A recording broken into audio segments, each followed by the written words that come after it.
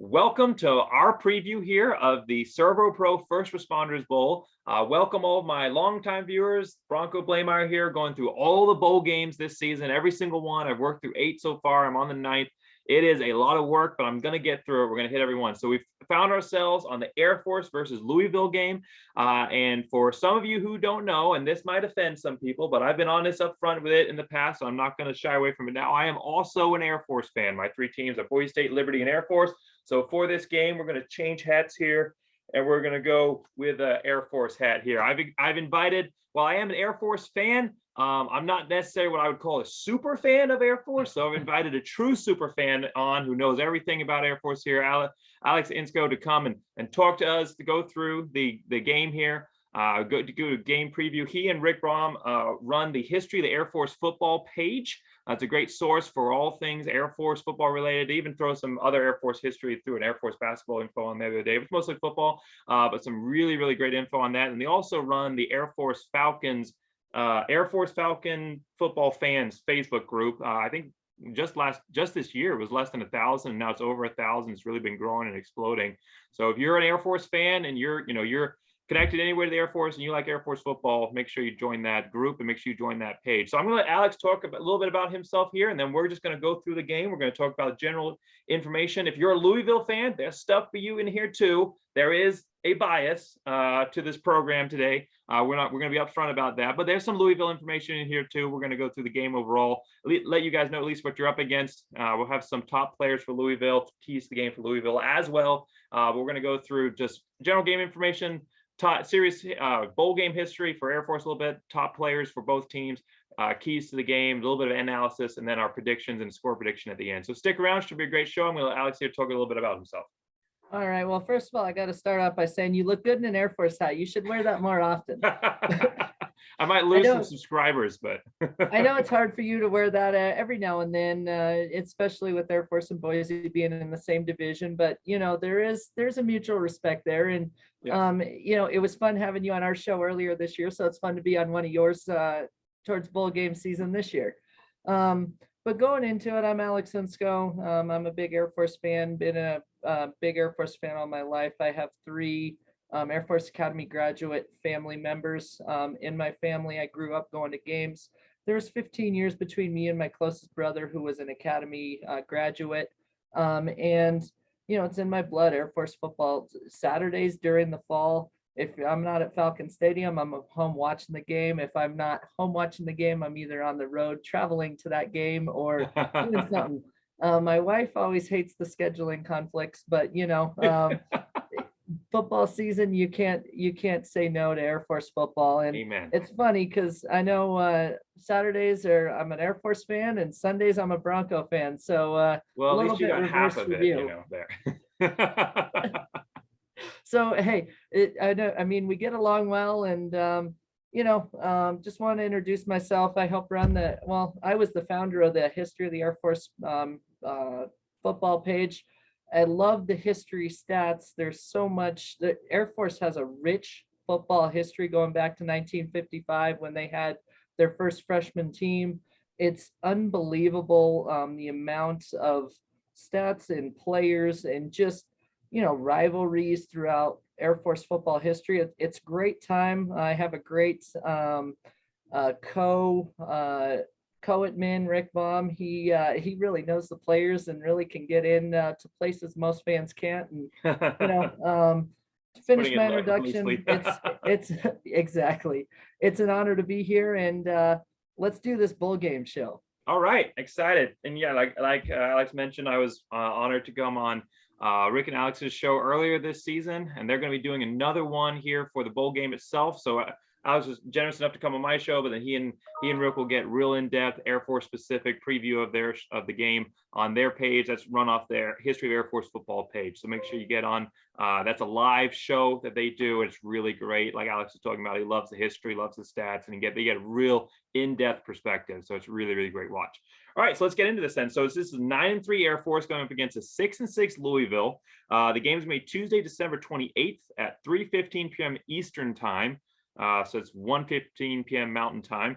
And then it's going to be on ESPN, so the flagship network. That's always great, and it's going to be at a good time that a lot of folks on the East Coast will be able to watch as well. And there's going to be some East Coast interest with a team in Louisville out of Kentucky. So this, chance for Air Force and the Mountain West in general to get a big statement game here would kind of overcome some of that East Coast bias and get some viewers a chance to see what mountain football is about.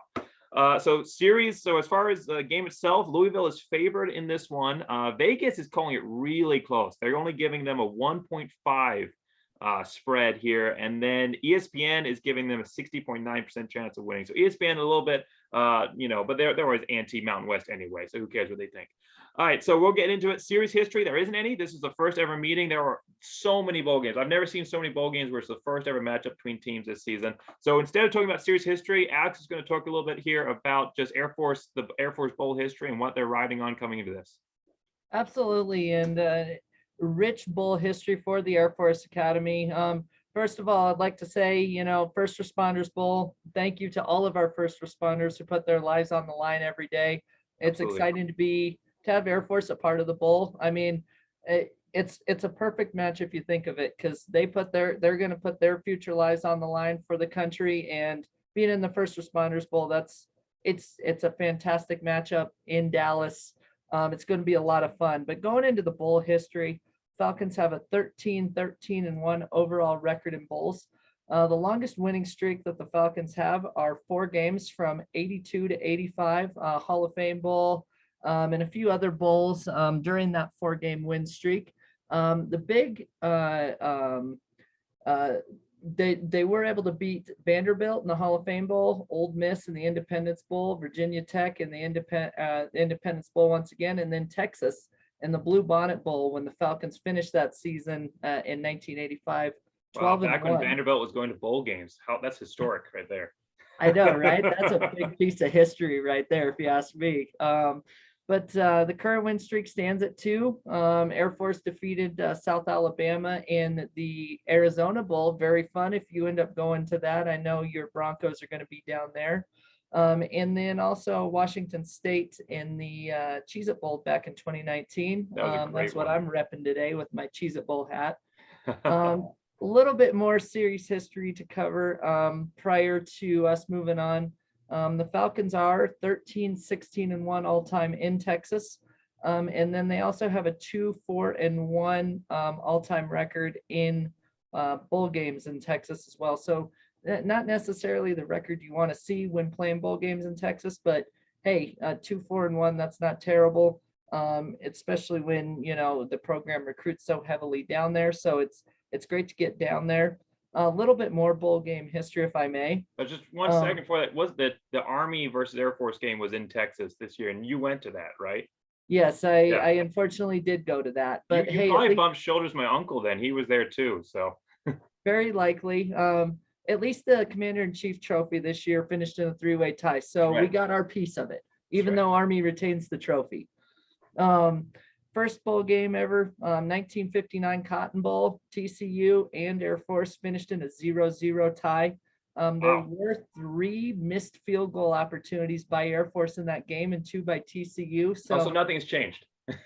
No, not really. But we'll be getting into our field goal kicking a little bit later. I'm starting to feel I have a good feeling that things are about to turn around in terms of that. Okay. And then also kind of a fun fact, there were 16 total punts in that game. So the punters are the real MVPs of that. You gotta have an ice bath dedicated to their leg after that. That's just a wrap. Absolutely. And then the Falcons also made appearances. It's, some of the bigger bowls, the Gator Bowl in 1963, the Sugar Bowl in 1971. And then going into it, few other bowl game stats that I just want to cover briefly. Sure. Most points scored by the Falcons in a bowl game, and the largest margin of victory was the 2009 Armed Forces Bowl, where the Falcons defeated Case Keenum and the Houston Cougars 47-20. If you might remember, Case Keenum had 6 interceptions that game. That was a fun game to be at. I couldn't believe it was raining interceptions that day, honestly. And another big when they still had Steelhammer on the team. Yeah, Weston Steelhammer was on the team during that time. No, that was Reggie Rembert during that time. Okay. Yeah, Reggie Rembert and a few other fantastic athletes. I know it was the #1 passing defense versus the #1 passing offense. And the defense won. All right. Usually the defense wins, not all the time, but usually. A couple other facts. Air Force does have a win against the Ohio State in a bowl game coming in the 1990 Liberty Bowl. So that's kind of a fun thing. I always like to see Ohio State fans and think, haha, we beat you and we're 1-0 against you and we'll probably never play you again. But that'll be great. I hate Ohio State, so I can rub that in their faces now. That's great. Absolutely. And now that so many people, because I think that's a forgotten about fact, honestly.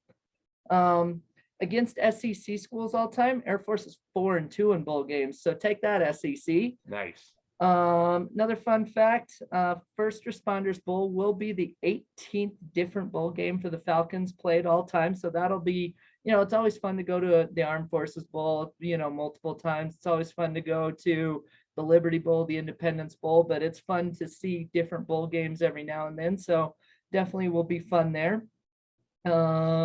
Let's see here. And then the other thing that I did have, a couple of Mountain West things related. Prior to Fresno State becoming a Mountain West team, Air Force and Fresno State matched up in the Silicon Valley Bowl in 2000.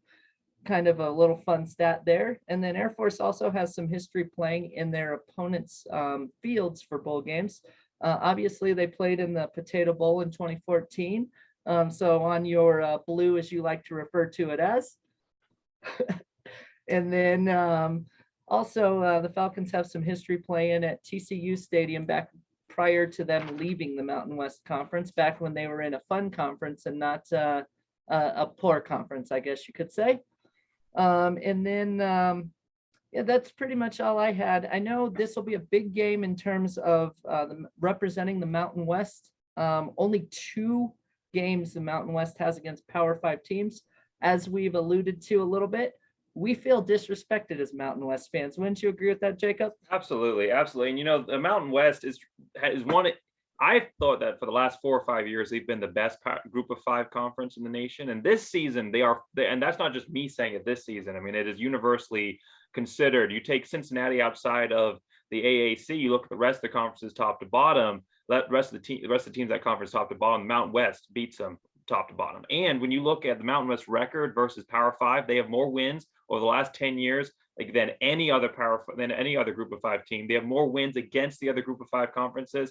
They've just been a better conference, a stronger conference. It's a lot of things factor into the reasons why they're not looked at as highly. Part of it's East Coast bias that we were talking about that at the beginning. A lot of Mountain West games are like 10 p.m. Eastern time. When I was going to college on the East Coast, I'd have to have a game that we starting like Boise State versus San Diego State started like 10:15 p.m. I'd have a test the next day. I'd stay up and watch it, and then do what I could on the test.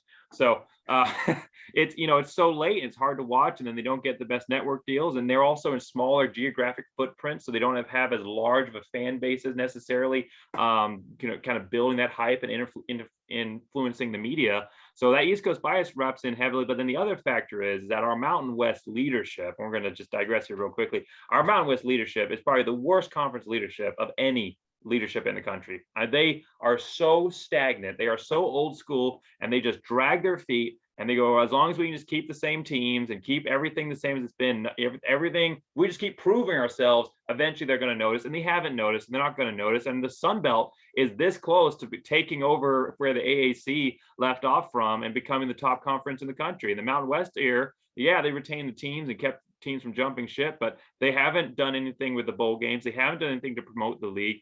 It's really, really a sad look. I mean, we were talking about this earlier. The Mountain West has 1 guaranteed Power 5 matchup for their winner. And then you might get lucky with 2 or 3 sometimes, but it's 1 guaranteed. The AAC, they kept the Big East bowl game alignments, and for most of them at least, and they have 3 to 4 guaranteed Power 5 matchups every single season. So yeah, this is a big chance. It's one of only 2 Power 5 matchups. Air Force, even if I was an Air Force fan, which I am, but even if I wasn't, any Boise State fans watching this video, root on Air Force in this one. I know that they're a conference rival, but root them on, because the Mountain West needs to beat the Power 5 teams that they get a chance to play against, to prove that we deserve the respect that we deserve, that we've earned. And it's all about respect. and throwing Lee Corso's words back in his face. Right.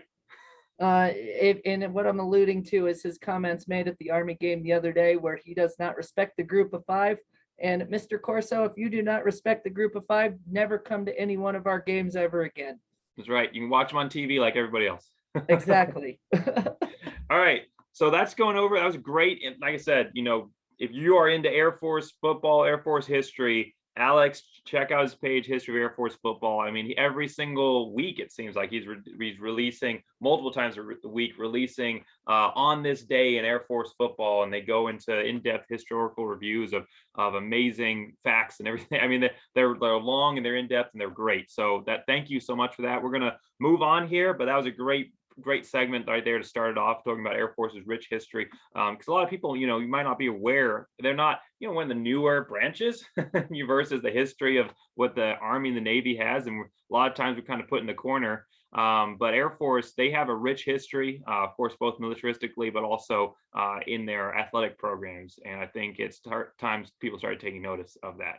Well, and the one thing I will add is, when you see the Army Navy game, they always say, the one game where everybody, in the game is willing to die for their country. There's technically 3 games a year where everybody's willing to die for their country. And that's what everybody needs to remember. It's when Air Force plays Navy, Air Force plays Army, and then of course, when Army and Navy match up. That's right. That's right. Absolutely. And hopefully next year Air Force can bring the trophy home. All right. So it's about time. It's absolutely. Okay. So we're going to get into just real quick here, record review. So what I was predicting at the beginning of the season versus how Air Force shaped up here. I actually shacked it. I was predicting a 9-3 record for Air Force. They ended up with a 9-3 record. I was predicting different losses than they ended up. For most of them, I did call San Diego State, but I was predicting different losses. I thought Air Force would bring the trophy home. So I was wrong on those accounts, but I was right on the 9-3. Athlon Sports was a little more gloomy perspective. They were looking at 7-5, but I was just looking at all the players that were returning from that weird COVID year where Air Force actually got to send some of their players home and give them a redshirt year, which is not something that Air Force really has ever been able to do in the past. I mean, they were really stacked, a lot more depth than in most seasons. And I thought they would return to that 11-2 form from a couple seasons ago. And they definitely looked like that team, or closer to that team this season, even if the record overall isn't the same 11-2. There were some close opportunities where they could have got to that, and 9-3 is still a good record for a team that went 3-3 last season and has a lot to build on. And then looking at Louisville, I was projecting 4-8, and Athlon Sports was projecting 7-5. So I wasn't quite as big. I was a couple games off here on Louisville, but they surprised me and they got to a bowl game. So good on them, and hopefully they don't feel too bad when Air Force whoops them. That's my fan perspective. We'll talk about the actual prediction at the end of the video here. But I don't know if you have anything you want to add before we move on here to just look at the games themselves. It's funny, you and I both predicted Air Force 9-3, and I think we both had different losses. I didn't think they'd ever lose to Utah State. Tip of the cap to Utah State at this point. We'll see you next year in Logan. Didn't think they'd lose to Army. San Diego State, I think you and I both agreed on that, but with their schedule, and I still think it's funny because one of the national sports media people predicted Air Force losing to CSU, which Air Force never loses to CSU, which I still think that's kind of funny. But 9-3 was a great year. There was obviously room for improvement. I'll take it. Time for the Commander-in-Chief's trophy, okay, but next year we're gonna have even better than 9-3. I can guarantee that. All right, bold predictions. I like it. All right, so just looking at the losses themselves specifically, so Air Force's losses, they took, like you mentioned it, really close loss to Utah State, 49-45, back and forth offensive shootout there. And then San Diego State was a really close one again, 14-20 versus number 22 San Diego State. Ended up, of course, going to the Mountain West Championship game and ended up ranked at the end of the season here. And then a 14-21 loss to Army. You look at all of those, though, I mean, every single loss is within a touchdown, everyone within a possession there. So this is an Air Force team that is even better, I think, than this 9-3 record, because they proved themselves in those games, and it's just kind of luck of the draw sometimes the way those things worked out. The wins for Air Force, I think the biggest one is going to be for me at least is going to be versus my Boise State Broncos. But Air Force fans might feel better about the Navy win. I don't know how it stands there, which probably, Navy's more historic rivalry. So that rivalry takes first place over the Boise State one. But Boise State, that was a good game, 24-17. I mean, not a good game for me as a Boise State fan, but it was an interesting game to watch. I think as a Boise State fan, I think the referees might have impacted that a little bit as well, but Air Force played hard, and they came up their game. It's always hard to win on the blue, and Air Force did a good job going in and getting that. If I might mention, the refs have hosted us in a couple other games, so they made up for it. Makeup calls. I got it. And then the big one for me, and even probably more impressive than beating my Broncos, who had a little bit of a down year this year, is the win against Nevada in 3 overtime, because Nevada is a really good team.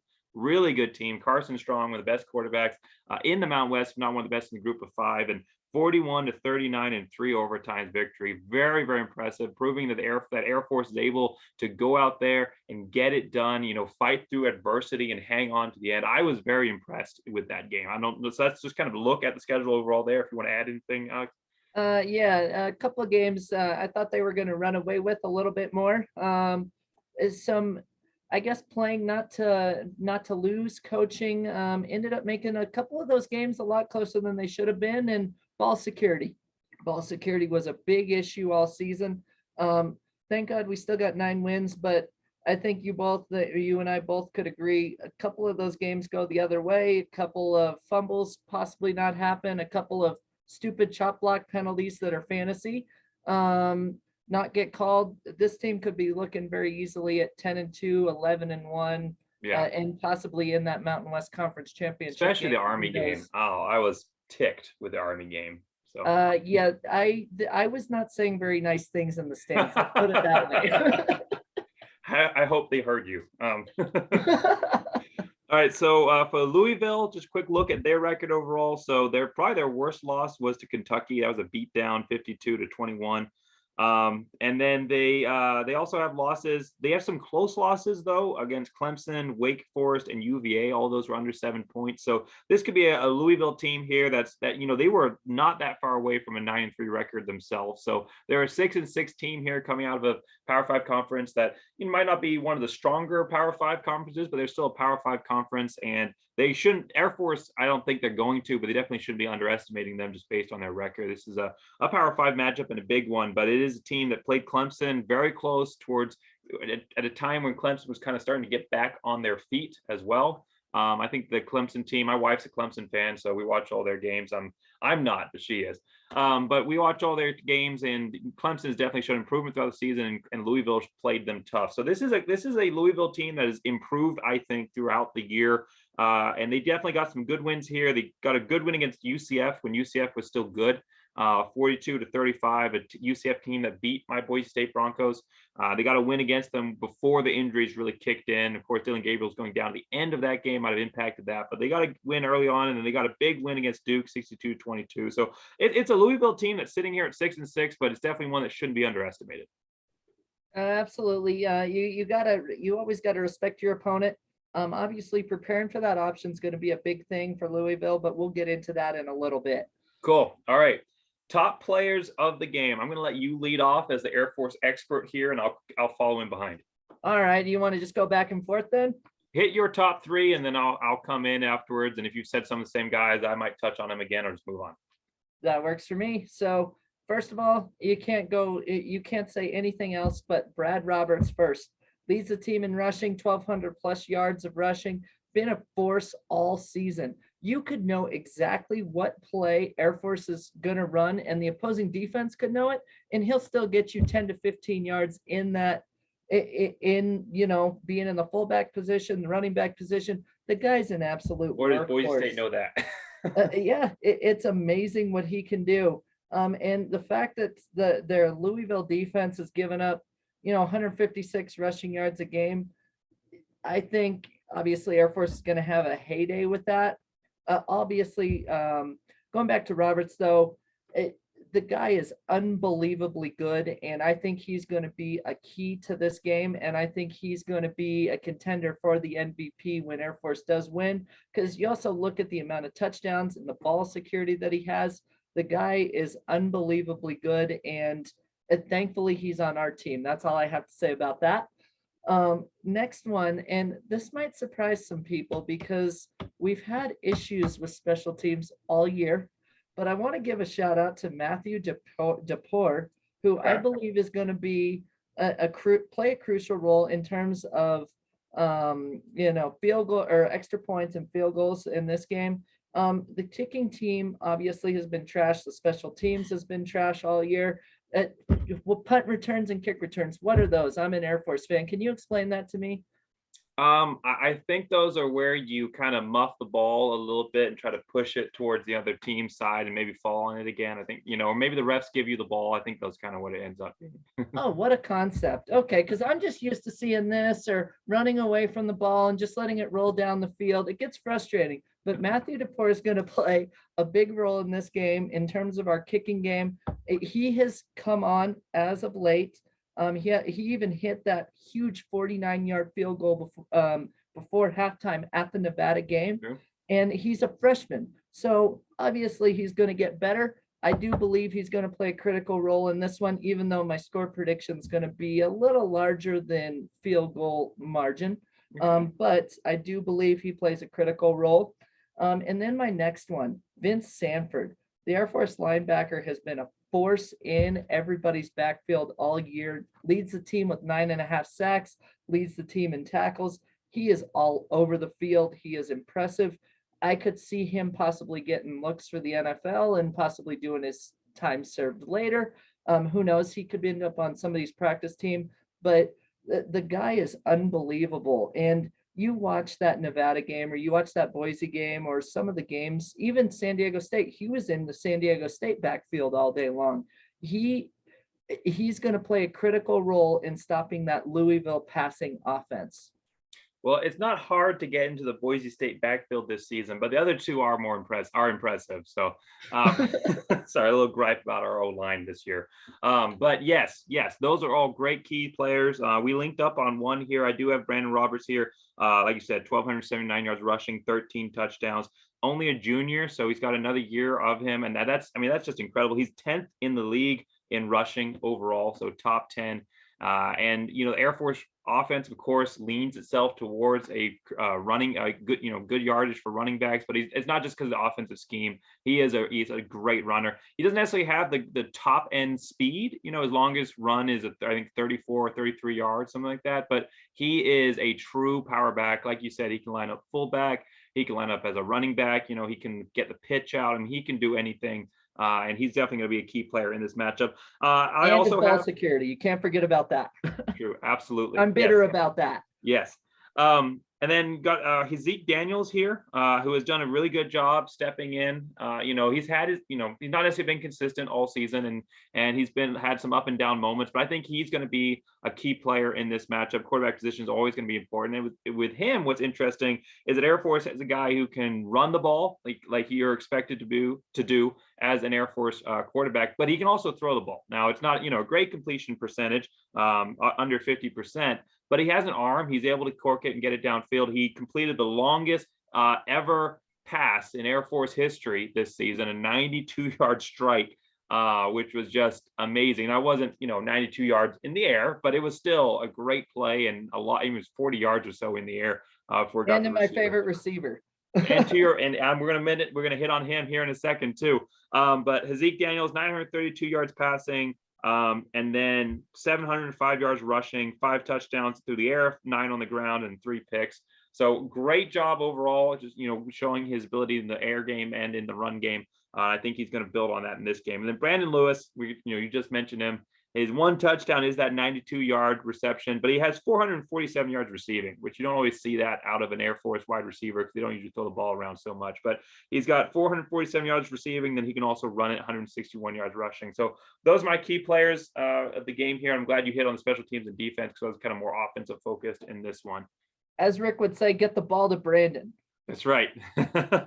And then for Louisville, we've got 3 quick players here. Their quarterback is explosive. I mean, he's one of the most dynamic quarterbacks in the country. He's a 3-year starter, so he's experienced. He's a senior this year. He had experience his freshman year, played in 3 games, and then he's played all 3 seasons, been their starter, sophomore through senior year. 2,700, Malik Cunningham, 2,734 yards, Passing 18 touchdowns and 6 interceptions. So that's a pretty good touchdown interception rating there. And then get this, on the ground, he has 968 yards rushing and 19 touchdowns on the ground.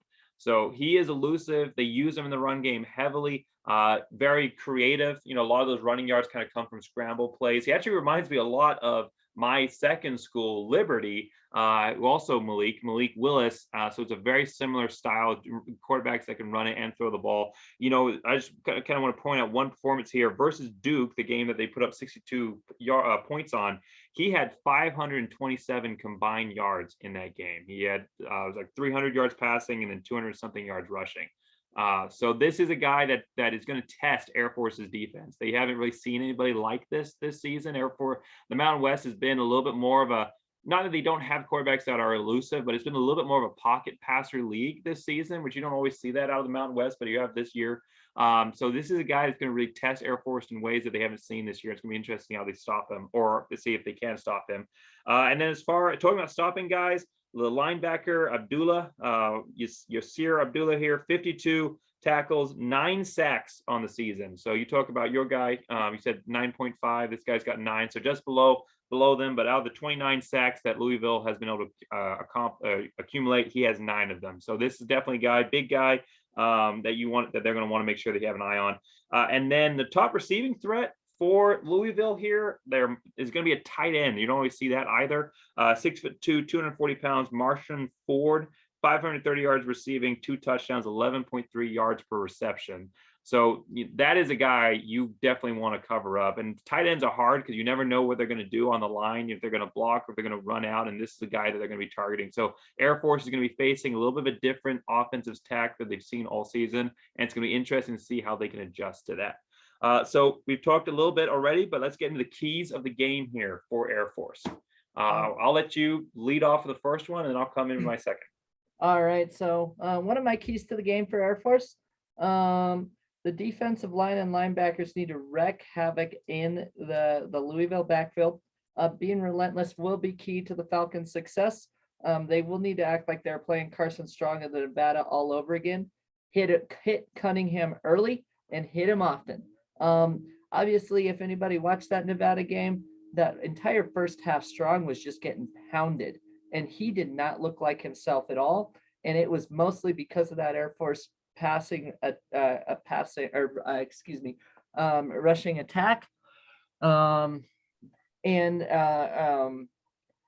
It's going to be crucial for the Falcons to establish that and be relentless. I know the bowl game a couple of years ago when they played Washington State, I don't remember who the quarterback was, but I know he was a gunslinger, and the Air Force defense was just relentless on him all day long. And that helped lead to the Cheez-It Bowl victory back in 2019. And it's going to have to take a defensive performance similar to that one to make sure that we beat Louisville.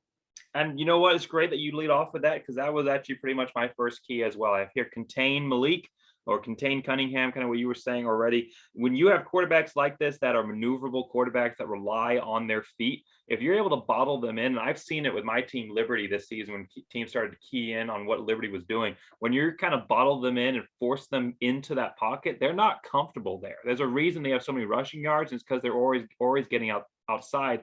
And if they feel like that's been taken away, like it's all on their arm, they start to force the ball. And while Cunningham might not have a large, he's been good with ball security, 6 interceptions only this season. Air Force has the ability to take the ball away, and if they're able to force him into a one phase attack, he's going to start making mistakes. So that's going to be huge here, is if they can bottle him up.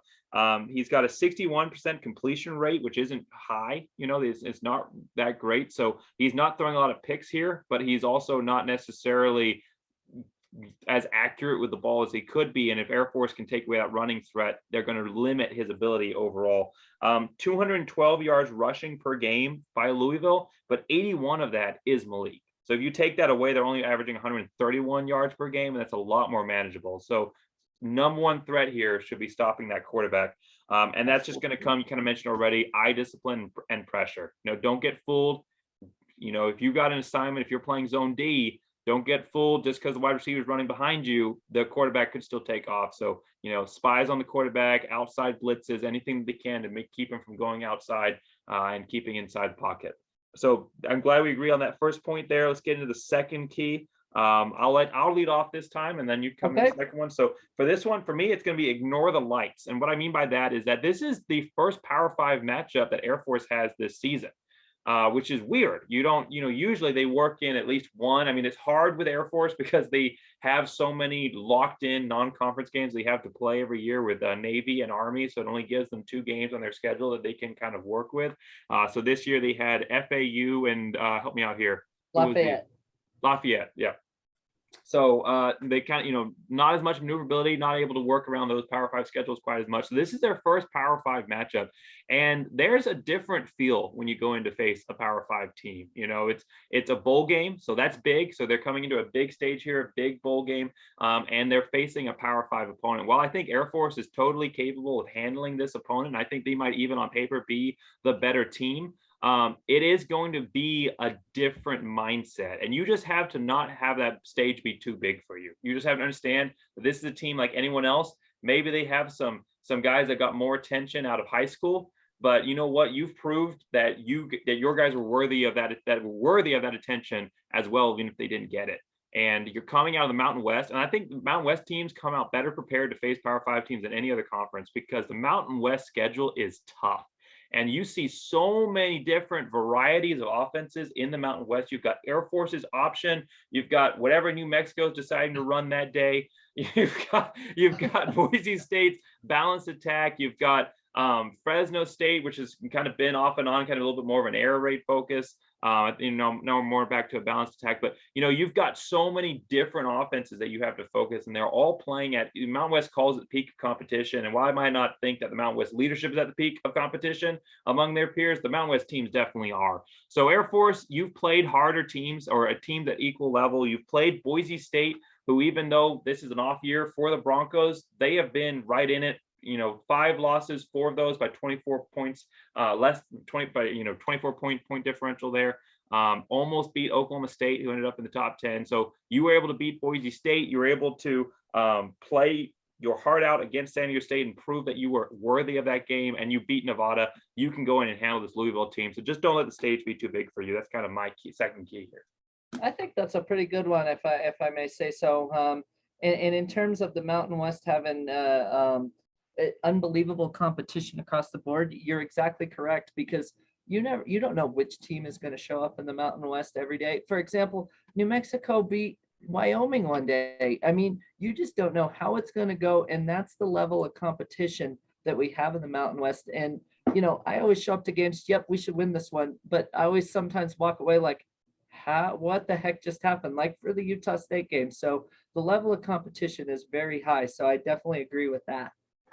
And just there, I don't remember exactly which sports site generated this, but there was a listing of the toughest schedules in the country, and Boise State actually had the second toughest schedule in the country. And yeah, they played BYU and Oklahoma State and some big non-conference, but a big part of that is the Mountain West because of how tough a conference it is, and it gets tougher all the time. It's definitely shown improvement. I can't wait to see what it ends up reaching as we continue on here. So absolutely. And getting into my second one, because I know we need to keep moving along. Sweet. As usual, this is one of my 3 keys to the game, because Rick and I usually do keys to the game. Time of possession. The Falcons have been dominating in their time of possession when all their wins this year. I believe against UNLV, for example, they had the ball for 41 minutes.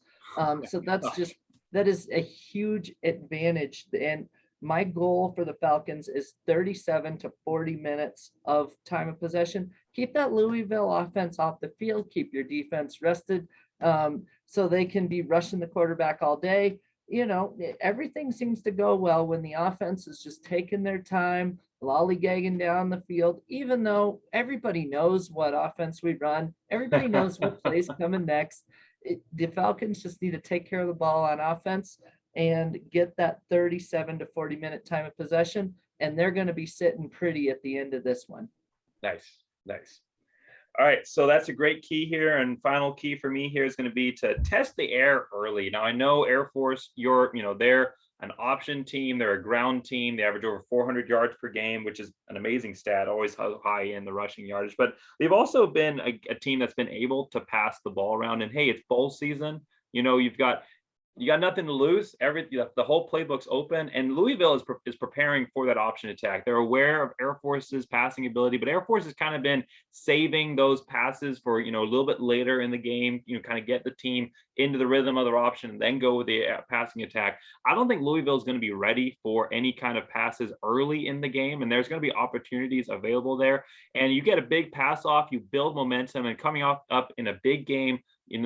Big game here for bowl game, and also coming up against a Power 5 team who has you beat in depth. Obviously, this is a team where I think Air Force can definitely beat Louisville. But when you look at across the board depth wise, the Power 5 team is always going to have deeper depth. So Air Force is at a little bit of a disadvantage here, and anything they can do to build momentum for themselves to kind of get themselves into the game early. And I think some big, unexpected passing game kind of opportunities could open that up for them and put Louisville on their heels, and maybe open up some opportunities in the run game as well. So I know it's a little bit unconventional here, but that's kind of my third key here. That I'd love to see Air Force kind of come out and not abandon the option offense, but just a couple of passing attempts here and see what Louisville's giving them. Well, Louisville's given up a lot of passing yards per game.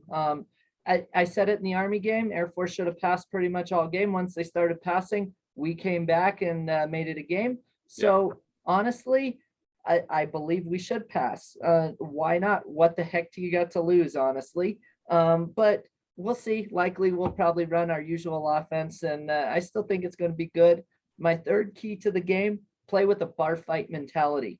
Too often we see the Falcons get a lead and sit on it instead of play smash mouth football and put someone away.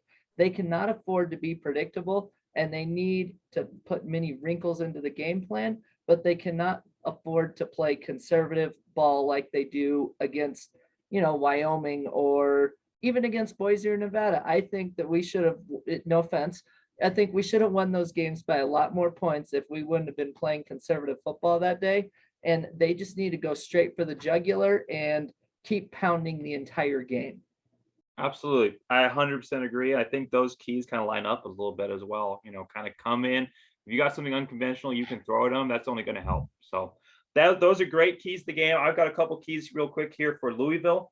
And so I'm going to hit those real quick, and then we'll go and summarize our analysis, and then come with some score predictions. So for Louisville, it's going to be eye discipline. So don't be fooled. The Air Force is going to throw a lot at you. There's going to be a lot of shifting parts, but when you're covering that option offense, it's kind of one of those things that once you get into what you're doing, it's not really that hard, but it is an offense that you don't cover really that often. And now that Georgia Tech isn't running it in ACC, you're not preparing for it anymore.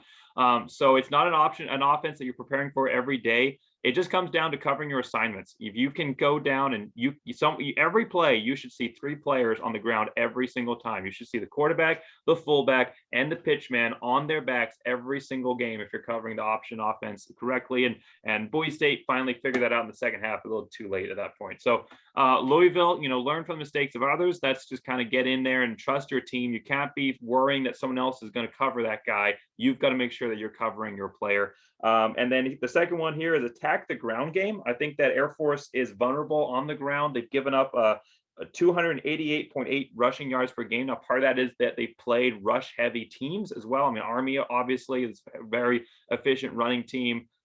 Navy not so efficient this season, but still a run-focused team. So that's always going to be the case. That there's going to be a little bit of a bias in the statistics there, or not bias, but some manipulation of the statistics. But there are some opportunities in the running game. Obviously, that's where Louisville thrives through their quarterback. They also have capable running backs, though. They have 4 running backs on their roster that are averaging over 4 yards per carry, and their top running back, Mitchell, has 722 yards on the season, averages 4.7 yards per carry. So establishing the running game will test Air Force's depth, especially at that defense D-line when you get smacked in the mouth. That's kind of Air Force's style. They kind of hit you in the mouth over and over again until you're just tired of stopping them. And I think Louisville can kind of play into that as well and try and test some of that Air Force defensive depth and open up opportunities in the passing game. So not that I'm rooting for Louisville to do either of those 2 keys, but that's what they need to do. I try to make these bowl game previews a little bit more not unbiased necessarily, but a little bit more both-sided. So, all right. I don't know if you have anything you want to add on that, or we can just keep moving. We can keep moving. Okay. Louisville fans wouldn't like what I have to say. All right, so quick hitters here at the end. I'll lead off, and then I'll let you finish up with anything you want to say, and then we'll get into our final predictions here. So Air Force, we've already mentioned their stats a little bit. They're averaging, giving up 193.3 yards per game in the passing game, and so that's going to be something they need to watch out for, with a heavy focus on covering that defensive, the run, which is going to be a big threat against them, knowing that Louisville can still pass it over the top. They've averaged 238.9 yards per game in the passing game. So not giving that up. And then the rushing game, always going to be their strength, 424 yards rushing per game, which should play nicely into Louisville, who's given up 245.4 yards per game on the ground against an ACC that is not necessarily known for their run offenses. So Air Force should be able to notch in nicely against that. Sorry, I read the wrong stat. Louisville's given up 245.4 yards per game in the air, 157.1 yards on the ground. Sorry, I could see you shaking my head. Like, what did I read wrong? Yeah, that's the wrong stat. You're good. But there should be some opportunity, lots of opportunities in the running game here for Air Force to establish themselves. They can maybe a couple drives stall out here and there, but don't get into your own head. Don't. I said come into the passing game, but don't change up who you are too radically. Just be confident in yourself and know that your offense has worked against some of the best teams in the G5, and some teams are definitely Power 5 worthy, and just come in here and keep running the same thing. I think that motivation has a lot to do with how a team ends up playing in a bowl game. And I think Air Force is sitting here very much more motivated. They missed out on the Mountain West Championship game, which was a big disappointment for them. Obviously came down that head-to-head against Utah State, but they've been right in it all season. They want to finish the season strong. They want to give these seniors the right send-off. And Louisville kind of eking in here at 6-6, kind of a rough end of the season, maybe a little bit more demoralized necessary than Air Force is kind of finishing high. They want to come in. They've earned that chip of the Commanders and Chiefs trophy, which is definitely a big boost as well, even if it wasn't won outright. I think that Air Force coming in here wanting to, avenge missing out on that opportunity for Mountain West Championship game and prove that they're one of the top teams in the conference. And then I've also, there's a worry, that's kind of a boost for Air Force. A negative here is that they've never seen a quarterback quite as mobile as this one. So it's going to be interesting to see how Air Force is able to handle it.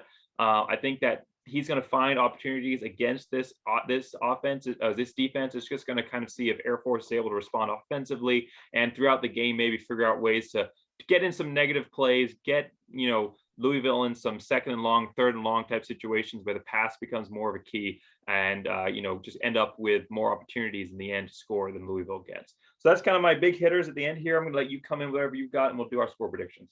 All right. Well, I've pretty much thrown most of all my stats and thoughts into most of this, but I will just say the First Responders Bowl for the Falcons is a great way to put an exclamation point on a season that came so close to so much more. They should have outright won the Commander-in-Chief's trophy, our number one goal every year. They should have gotten to that Mountain West Conference Championship game.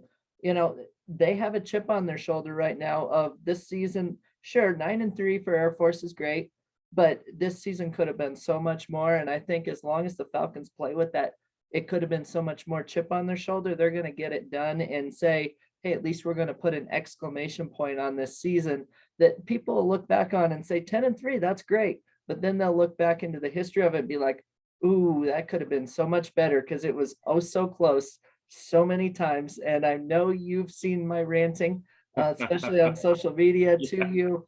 But it's also a way for the Falcons to possibly get back in that top 25 to finish the season. Sure. 10-3 Mountain West team with a Power 5 win. You got to think and they haven't been far off all season. Even after losses, they've gotten votes. So, it's a great way to possibly finish off in that top 25 and to build momentum into next year when we host Boise at home, CU at home, CSU at home, Navy at home, CU at home. That'll be a lot of fun. And, if we can look back and have a happy off season with regards to this big bowl, this First Responders win, I think it's going to be a happy off season, and it'll translate into bigger and better things next year for the Falcons. Yeah, and absolutely. I mean, for Group of 5 teams, how you start in the rankings, unfortunately, it impacts where you end up finishing up. And Air Force here sitting at 9-3. If they can get a bowl win here against a Power 5 team, 10-3.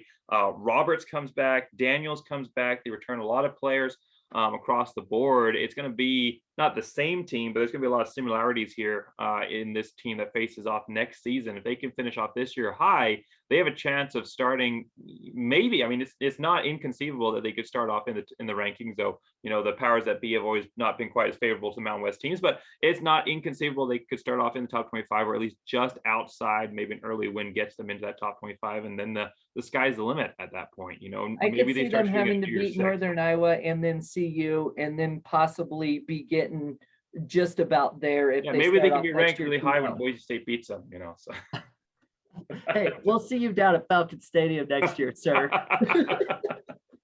Obviously, that game's always it was always so hard when they joined, because starting off, Boise State was in the WAC, Air Force was in the Mountain West. There was no conflict here. I could be an equal fan of both, and then they joined, and it was tough there. I wouldn't ever say my allegiance was tested, because I'm definitely a Boise State fan. But at the end of the day, I always say if Boise's going to lose a game, if they're going to lose a game, they're already predestined to lose one. I'd rather be Air Force than anybody else. And at least at the end of the day, one of my teams is getting a win. So there you go. So right, score predictions here. I'll let you go, and then I'll hit mine at the end here. All right. Well, I've had a little bit of a hot streak in terms of at least having the point spread correct a lot this year. There's a couple games where I've been this close or this far off. Okay. And sometimes Rick has, one of the team's final scores. Sometimes I have the other one. It's been fun all year. So I'm going a little bit bigger than I think most people would expect. And this is based on past bowl game history, going up against big name teams, big name quarterbacks. The Falcons know how to get it done. They're going to win 41-21. Wow, 41-21. I really hope that your score prediction is correct here. That would be great. That would be huge. That'd be definitely a big win for the Mountain West. I'm also going with an Air Force win here. It's not quite as big of a spread as you're saying there. I think that Malik will have chances against this defense, and that they're definitely going to score some here, and they're might even at sometimes seem like they've got the game.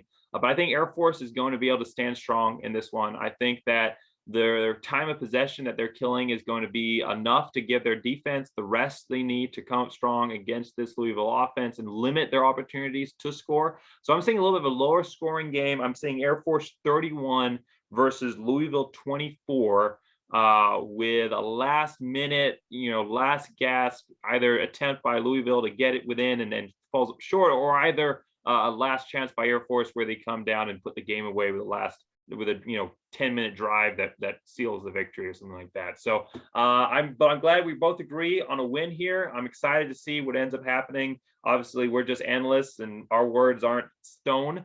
But yeah, we just like to have fun with it, right? Absolutely. Either way, it's a big accomplishment for Air Force to make it this far and make this game. And then Louisville, a team that looked like they were going to be out of bowl season, especially by at least my predictions. And then early on the season, it's also a big accomplishment for them to get in this game. I'm just hoping for a good game by both teams. And as always, you always see great sportsmanship from Air Force, and I hope that continues into this game as well. So thank you so much. I don't know if you got any last hitters here before I close, Alex. One last thing.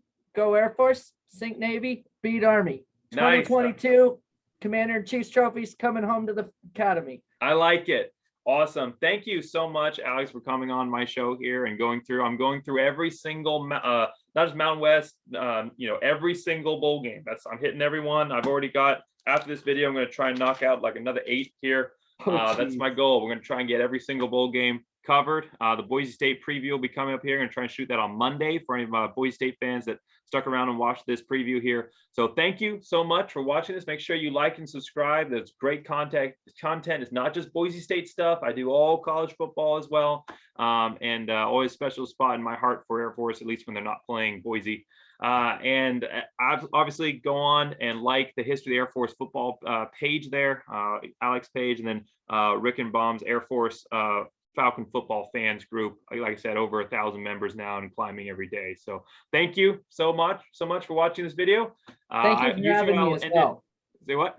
Thank you for having me on as well. I enjoyed doing this preview with you. Absolutely. Hope we can do some more videos next season. I usually end my videos, go Big Blue. That still stands, but today with the bowl game, I'm also going to say, go Air Force.